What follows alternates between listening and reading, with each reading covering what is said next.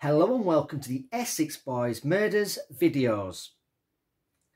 These videos are all based on the key individuals and the murder victims' movements on the day of the 6th of December 1995. A quick mention to the Facebook page called The Real Essex Boys Murder Group. If you're interested, please feel free to join, as there's some great people on there with a lot of knowledge on this subject. This is part 6 of the 5:03 PM phone call videos. In this set of videos, I am looking into if the 5:03 PM phone call to Pat Tates' mobile was made on the 5th, the day before the murders, or the 6th, which was the evening of the murders. Now, we do not know who tried to contact Pat Tate, but what we do know is it was made from a phone kiosk close to the Halfway House pub in Brentwood. If you've been following my Day of the Murder videos, you will know the Halfway House pub is significant to this case, as according to Darren Nichols' statement, he said the place was a meeting point for Mick Steele and the Essex Boys on the night of the murders. I will give you a quick catch-up of what I covered in the previous 5:03 PM phone call videos. In part 1 and 2, I covered the possibility of if the call was made on the 5th, the day before the murders. I looked at if a recce was done by Mick Steele and the others, and when they got to the pre-chosen murder location being the White House Farm track, Jack received a call, and if it was the call that caught him out and put him in the Rettendon area the day before the murders. After that call he received on his mobile from his home landline, I looked into the possibility if there was enough time for them to leave the track and get to the payphone box close to the Halfway House pub in Brentwood, where the call to Pat Tates' mobile was made. And I proved there was indeed enough time to make that journey, and Mick Steele could have made that call. I also looked at the phone log evidence just after 5:03 PM on the 5th, and there was frantic calls being made by Pat Tate, Tony Tucker and Craig Rolfe, so that call could have been made on the 5th. In part 3, I looked at if the call was made on the 6th, the evening of the murders, and discussed the first suspect who it could have been who made that call to Pat Tates' mobile. In part 4 and 5, I looked at different suspects who it could have been who could have made that call. What I'm going to do in this video is look at the next suspect who it could have been who made that call to Pat Tates' mobile from a payphone kiosk close to the Halfway House pub in Brentwood at 5:03 PM. Now, most of you will know this person, but if you don't, this is career criminal Mickey Bowman, also known as Mad Mickey Bowman. He's from South London and had access to firearms. He was also arrested on the suspicion of the triple murders, but was later released. He also knew about the deal between Mick Steele and the Essex Boys about a supposed upcoming drugs drop in an Essex field where a light aircraft would land. It would be flown by Mick Steele, who would be accompanied by a member of the Canning Town firm from East London. Mick Steele would firstly take £50,000 for them to Holland to pay for their drugs, and on another day it would fly to Holland, collect 30 kilos of cocaine and bring it back to England. He would also pick a specific field to land in the Essex area. When the light aircraft landed, it was Tony Tucker and Pat Tate's job to rob the 30 kilos of coke from the Canning Town member and rough up Mick Steele a bit to make it look like he didn't know what was going on. The 30 kilos of coke would be split 3 ways, so Tony Tucker, Pat Tate and Mick Steele would get 10 kilos each. The plan was to take the haul to a traveller called John McCarthy, who was a friend of Pat Tate's. John McCarthy had offered them just under £1 million for the coke, and that Tate and Tucker would divide the money equally and pass on McSteel's to him. Tate and Tucker had decided they would rip McSteel off due to the dud cannabis fiasco some months earlier, which involved Darren Nichols.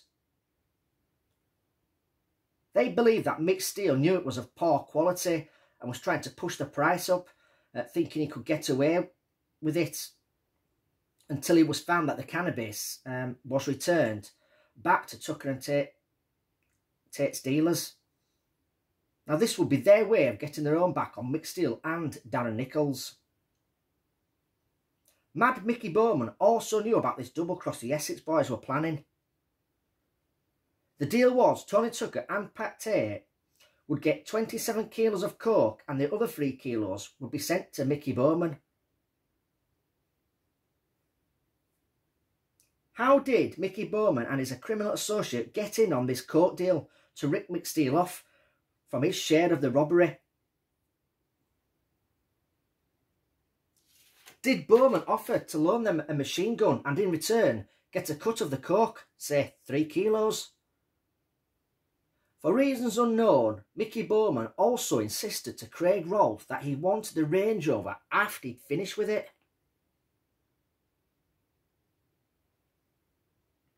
Did the Essex Boys ring Bowman and tell him that they'd got a call from McSteel and he's going to show them where he's going to land the light aircraft, and he's going to tell them the date and time when he's going to be setting off from Holland and the approximate time he will be landing in a field in Essex?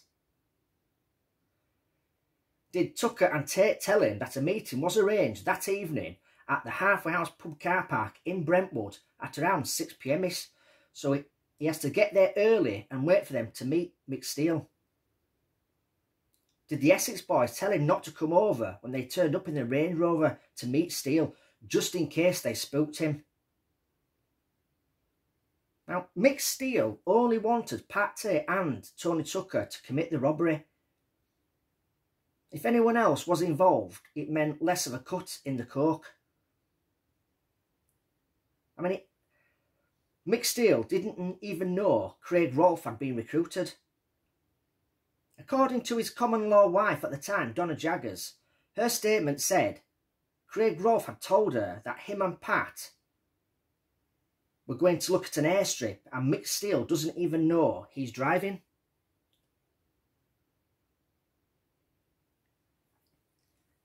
Did Bowman turn up in the Brentwood area close to the Halfway House pub and use a payphone box to ring Pat Tate's mobile at 5:03 p.m. to tell him he's arrived at the pub car park as arranged? There is also another undisclosed phone call to Tony Tucker's mobile at 5:07 p.m. made by Mickey Bowman. After ringing Pat Tate at 5:03 p.m, did he ring Tony Tucker to make sure they were both going to turn up? Were Mickey Bowman and his accomplice Billy Archer already at the pub car park before McSteel had turned up, then followed by Jack and Darren? The last to arrive would have been the Essex Boys. Mick Bowman did not have a concrete alibi for the 6th of December 1995. He could have been at this car park shortly after 5 p.m. and waited for the Essex Boys and Steele to turn up. Did they see a Toyota Hilux turn up at around 6 p.m-ish? Minutes later, did they see a Volkswagen Passat turn up but paid no attention to it? Did they see the Range Rover turn up at about 6:15 to 6:20 p.m? Did they then notice the Passat leaving the car park?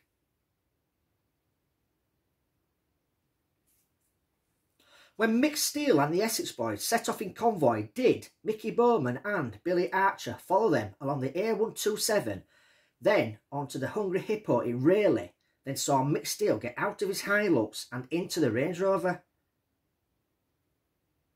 Did they then follow them to the Rettendon Turnpike and along the A130 to where McSteel would direct them to where the light aircraft would be landing in the upcoming days when the wintry conditions slowed down, which was the village of Rettendon? Along this journey, did McSteel tell the Essex Boys that Jack was supposed to be meeting him at the halfway house pub car park but was running late due to the wintry conditions, and would meet him at the meeting point, being the track.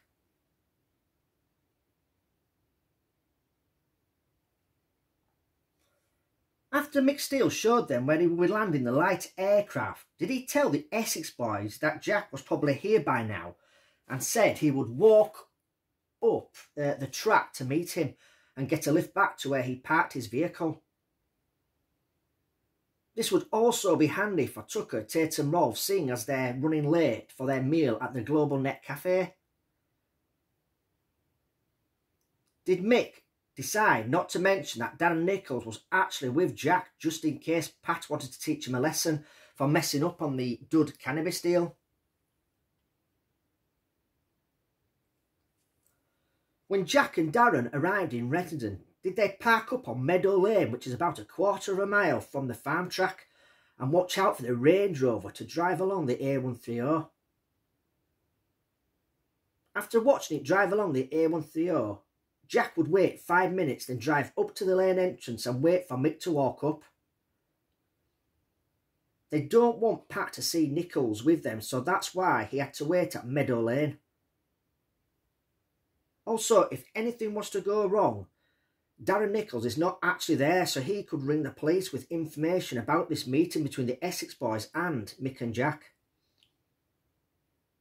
This could be plausible due to the rumours that Mick did not fully trust Pat near the end, due to him finding out via Sarah Saunders that Pat had made threats on Mick's life.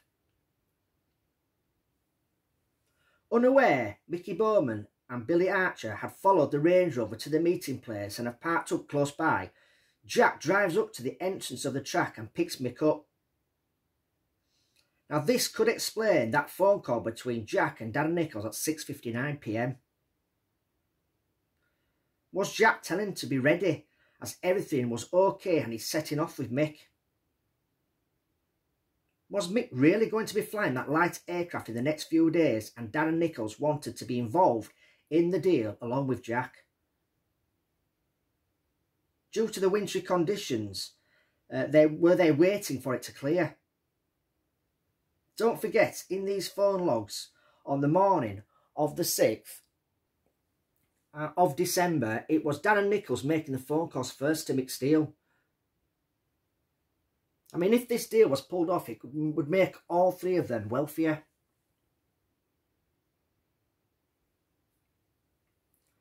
When the Passat set off with Mick and Jack in it, did Mickey Bowman and Billy Archer head down the track armed and open the back driver's side passenger door to speak to the Essex boys about the day and time the light aircraft would be landing? Did they want a bigger cut of the coke and Tucker refused, so the Essex boys were executed in cold blood? Was it Mickey Bowman and Billy Archer's real intention to take over Tony Tucker's lucrative drugs business in the Essex area? Was this revenge for them being set up and put on remand months earlier, when a deal was supposed to take place between both parties in a car park in Basildon, but was in fact a stitch-up by Tony Tucker, who had informed the police about Mickey Bowman and Billy Archer and what was in their car? They were subsequently arrested and sent on remand. They had their suspicions that Tony Tucker and Pat Tates had set them up so they couldn't take over Tony Tucker's drugs business. In this video, I'm going to take a closer look at this possibility. Pat Tates and Mickey Bowman first met each other whilst in prison, and when they got out, Mickey Bowman would contact him so they could meet up. Pat even smoothed over a deal for Bowman to sell his car to his longtime friend Barry Dorman, who had a used car garage sales business. It was also the same place the Range Rover was bought on a hire purchase agreement, being the Eastern Garage Car Sales in Basildon. To begin with, Mickey Bowman was on the scene with the Essex boys. Bowman, being a career criminal, wanted part of Tony Tucker's area to do his own drug dealing, as he knew it was a lucrative market at the time. Now, Tony Tucker saw Bowman as a threat to his drugs empire. He was selling through the nightclubs and controlled the doors. Now, Tony Tucker wanted Bowman out of the way and removed from the area, so he set him and Billy Archer up, and they were arrested and then put on remand. This would let Tony Tucker carry on with building his drugs empire. Tony Tucker and Pat Tate set up a meet with Bowman and Archer. Unbeknown to Bowman and Archer, that it was a setup by Tony Tucker to get rid of them, as they were trying to muscle in on his drugs business. Now, Mickey Bowman and Billy Archer drove along this road from South London, heading towards a pre-arranged meeting place where they thought they would be doing a deal with the Essex Boys. The rumours were that Tony Tucker wanted to buy a gun and Bowman had the contacts.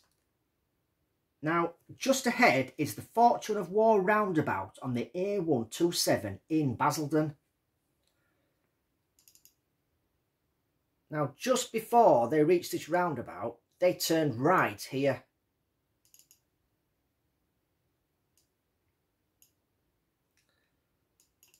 Now, as you can see, it's actually a McDonald's. But back then, in the 90s, it was a Happy Eater restaurant. The same fast food outlet that Tate had robbed years earlier. Now, they drove in the fast food outlet and parked up waiting for the Essex Boys to turn up and do a deal to sell Tucker a gun. As they parked up, they were unaware an armed response unit was already there waiting for confirmation from their superiors to make the arrests. Tony Tucker had tipped off the police that two men fitting Bowman and Archer's description would be doing a gun sale at the Happy Eater restaurant in Basildon on a specific day and time. Tucker had no intention of turning up with Tate to do that deal. Bowman and Archer waited for 1.5 hours for them to turn up. After waiting that long, they knew something wasn't right and smelled a rat. They started the car up to leave, but as soon as they did, several armed police officers jumped out of the back of a van and they were swiftly arrested. Neither were happy and thought Tate and Tucker had set them up.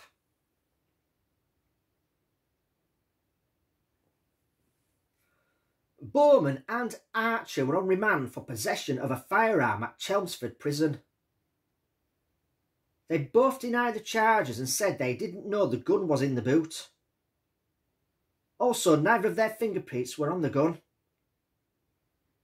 After Pat Tate was shot by Steve Nipper Ellis as he lay in Basildon Hospital, he was subsequently arrested for breaching his licence conditions. A nurse tipped off the police he had a gun in his bed. He too was also remanded at Chelmsford Prison.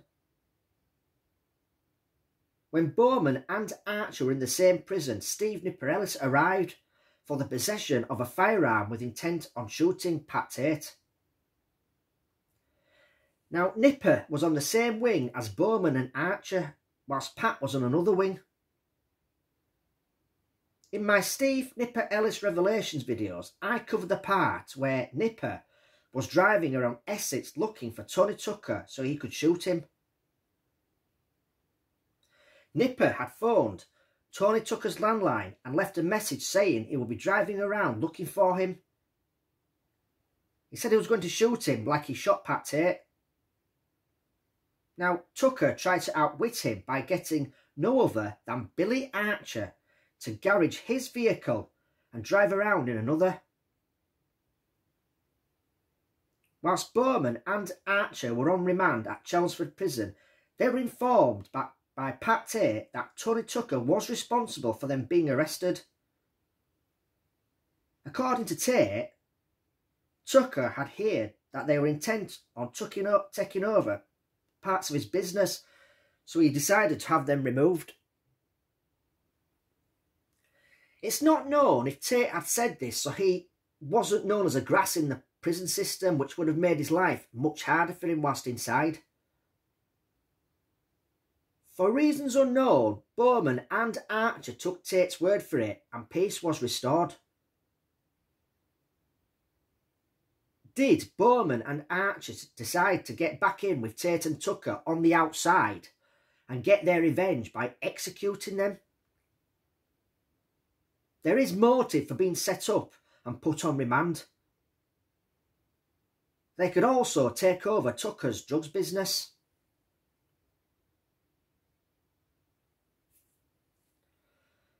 Pat Tate eventually gets out of prison, but more or less at the same time, Bowman and Archer are also released to Tony Tucker's annoyance. Why haven't Bowman and Archer got revenge on Tucker for setting them up? Are they waiting for the perfect opportunity to take both Tucker and Tate out for good? Were Bowman and Archer befriending them on the outside and waiting for their opportunity to arise when a big drugs deal would take place and they could double cross the Essex Boys and take them out of the game for good? It is very plausible.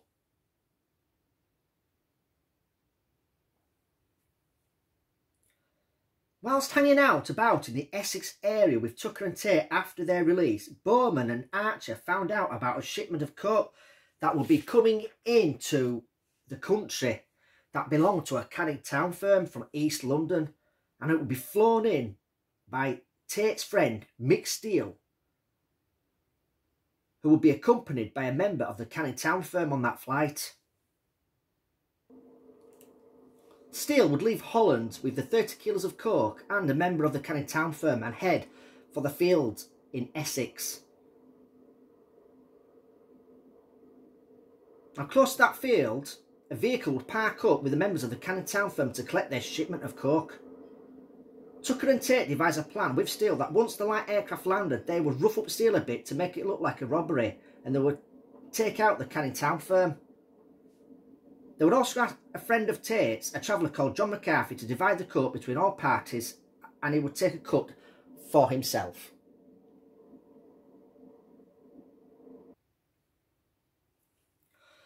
Bowman and Archer also knew that Tucker and Tate had no intention of splitting the proceeds of the robbery with Steele. As far as Tate was concerned, Steele and his friend Darren Nichols owed him for the dud cannabis fiasco months earlier. Now, he bought the cannabis from Steele and Nichols and distributed it, but it all came back as wheat cannabis. Now, Tate did get his money back from Steele and Nichols, but he knew people would not want to buy from him in the future. This would put a big dent in his profits. Did Bowman and Archer devise a plan to become more involved by supplying the Essex Boys with the machine gun to commit the robbery, to which they did? Then decided they wanted a bigger cut of the coke, and Tucker refused, so Bowman executed them with the help of Billy Archer. Now, they could also be getting revenge for being set up by the Essex Boys and sent on remand. They could also move on to Tucker's patch and take over his drugs business, which was very lucrative at the time. They definitely had motive. Did Mickey Bowman make that 5:03 PM phone call to Pat Tates' mobile from a payphone box in the Brentwood area on the 6th of December 1995, the evening of the murders? Okay, so what I'm going to do now is finish this video here, as it's been quite a long one, but don't worry, I'm working on the next video, so it shouldn't be too long before I put that one up. And in the next video, I'll go through the sequence of events of how Mickey Bowman and Billy Archer could have carried out the triple murders without Mick, Jack or Darren Nichols even knowing that the Essex Boys had been executed. So until next time, take care.